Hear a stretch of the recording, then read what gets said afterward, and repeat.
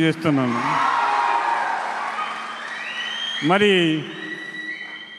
భీమవరం నియోజకవర్గం 5 సంవత్సరాల నుంచి నరకం అనుభవిస్తున్నాం సార్. నరకమే.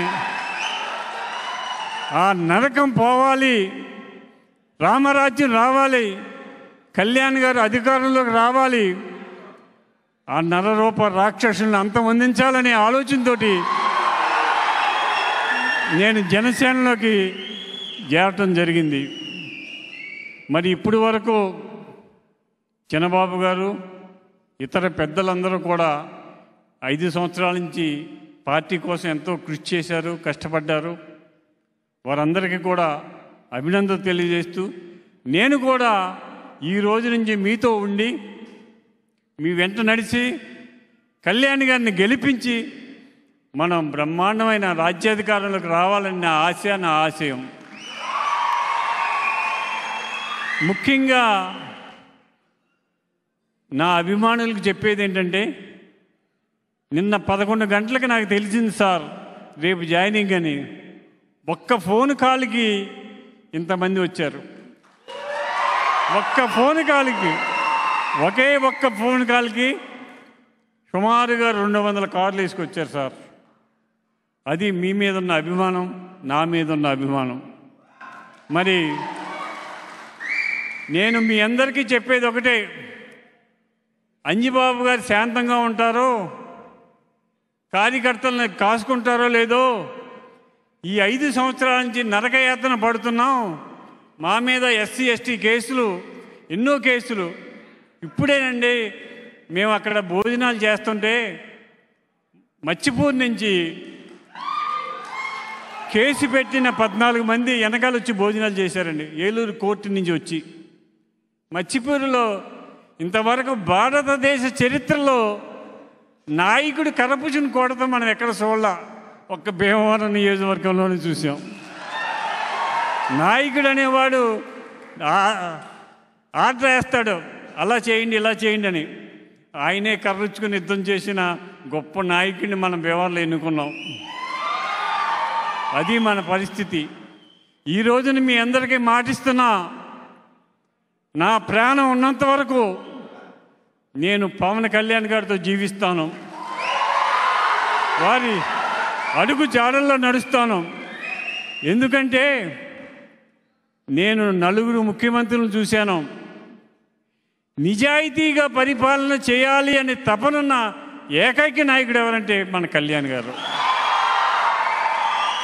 అటువంటి నాయకుడి నాయకత్వంలో నేను నాయకత్వం వహించాలని నేను కూడా భీమవరం నుంచి జనసేన సైకిళ్ళతో కలిసి, తెలుగుదేశం నాయకులతో కలిసి, బీజేపీ నాయకులతో కలిసి మన పట్టిన పీడని వదిలించుకుందాం. కార్యకర్తలకి, నాయకులకి, అందరికీ ఒకటే మాట, ఒకటే భరోసా.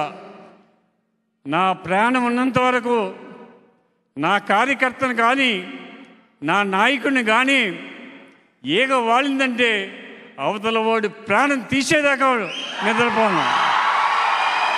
అంతేగాని అంజిబాబు శాంతమూర్తి ఏమీ చేయడు, తిట్టినోడిని తిట్టడు, కొట్టినోడిని కొట్టడు అని అనుకుంటున్నారు.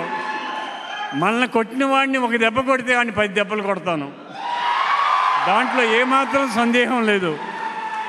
నా ఆశ, నా ఆలోచన మంచి నీతివంతమైన పాలన రావాలి. ఆ పాలనకి కళ్యాణ్ గారి నాయకత్వం వహించాలి. ఆయన నాయకత్వంలో మనమందరం కూడా సుఖంగా, సంతోషంగా ఉండాలని ఆయన తపన. నా 2 సార్లు కలిసినా కూడా ఒకటే, ముఖ్యంగా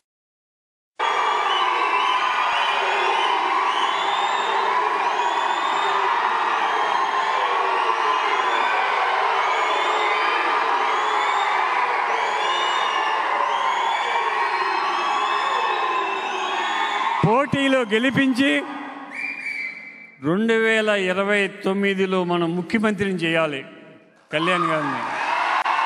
అది నా ఆశయం. ఆ ఆశయం కోసం నిరంతరం నేను కృషి చేస్తాను. నేను 3 టర్మ్స్ ఎంత కష్టపడి పనిచేశానో అంతకన్నా ఎక్కువ కష్టపడి పనిచేసి మనం కళ్యాణ్ గారి నాయకత్వాన్ని బలపరుద్దాం. మరి ఈరోజు మీరు వచ్చినందుకు మీ అందరికీ పేరు పేరు నా హృదయపూర్వక నమస్కారం. నాకు చాలా ఆశ్చర్యంగా ఉంది. నేను నిన్న 11 గంటలకు ఒక్క ఫోన్ కాల్ చేశాను. కొంతమంది నేను 15 కార్లు తీసుకొస్తున్నానండి, నేను 20 కార్లు తీసుకొస్తున్నానండి, నేను 30 కార్లు తీసుకొస్తున్నానని చెప్పారు. బాబు, అక్కడ హాల్లో 500 మించి పట్టరు, దయచేసి తక్కువ మంది రండి, అందరూ ఇంపార్టెంట్ వాళ్ళు రండి, తర్వాత మన నాయకులు కళ్యాణ్ గారిని భీమవరం తీసుకొస్తాను, అక్కడ కలుద్దామని చెప్పాను. ఈ చిన్న పిలుపుకే ఇంతమంది వచ్చి నన్ను గౌరవించి కళ్యాణ్ గారి అభిమానం కోసం మీరందరూ ఇవాళ కళ్యాణ్ గారు మీ చేతుల మీద కండువా కప్పించుకోవాలని తపన పడిపోతున్నారు. అసలు వాళ్ళ ఆనందం చూస్తే మేము కళ్యాణ్ గారి దగ్గరే జాయిన్ అవుతాం, ఆయన చేతులతోటే కండువా కప్పించుకుంటామని మా యువత అంతా కూడా, మా నాయకులంతా కూడా తపన పడ్డారు. ఇతర పార్టీల్లో ఉన్నవారు కూడా చాలామంది వచ్చి జాయిన్ అయ్యారు. వారందరికీ కూడా అభినందనలు తెలియజేస్తూ, మరి ఈరోజు నాకు ఈ అవకాశం ఇచ్చి నన్ను గౌరవించి మీరందరూ వచ్చినందుకు మీ అందరికీ పేరు పేరున కృతజ్ఞతలు, నమస్కారాలు తెలియజేస్తూ, మరి నాకు ఈ అవకాశం, అపూర్వ అవకాశం ఇచ్చిన పవన్ కళ్యాణ్ గారిని జీవితాంతం నా ప్రాణం ఉన్నంత వరకు కూడా కళ్యాణ్ గారే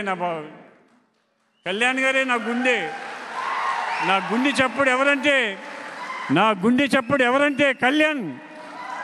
నా గుండె చప్పుడు ఎవరంటే కళ్యాణ్. అది ఎందుకని నేను ఇంత రాజకీయాల్లో ఇన్ని సంవత్సరాల నుంచి ఉన్నా కూడా ఇంత నీతివంతమైన మాట్లాడిన నాయకుడు అంటే కళ్యాణ్ గారే.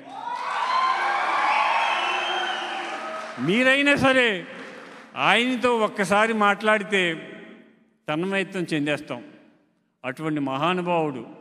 ఆయన్ని మనం ఖచ్చితంగా 2029లో ముఖ్యమంత్రిగా తీసుకురావాల్సిన బాధ్యత మనందరి మీద ఉంది. దానికోసం మనమందరం కూడా ప్రయత్నం చేద్దాం. నాకు ఈ అవకాశం ఇచ్చిన కళ్యాణ్ గారికి, చిన్నబాబు గారికి, పార్టీ నాయకులకు, పెద్దలకు, ఇంతమంది పొద్దుట ఉదయం నుంచి సాయంత్రం వరకు నాతో ఉండి గడిపిన మీ అందరికీ కూడా శిరస్సు ఉంచి నమస్కరిస్తూ సెలవు తీసుకుంటున్నాను. జై హింద్. ఇప్పుడు జాయినింగ్స్ ఉన్నాయండి. మొదటగా గాదిరాజు వెంకట సత్యసుబ్రహ్మణ్యరాజు తాతరాజు గారు, వైఎస్ఆర్సీపీ సీనియర్ నాయకులు. వడ్డీ సుబ్బారావు గారు, కల్దిండి బంగారాజు గారు,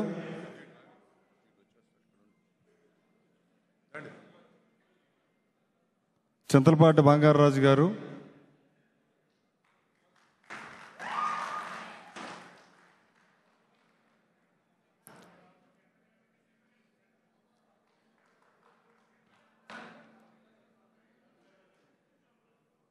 బోలంపల్లి సత్యనారాయణ చౌదరి గారు,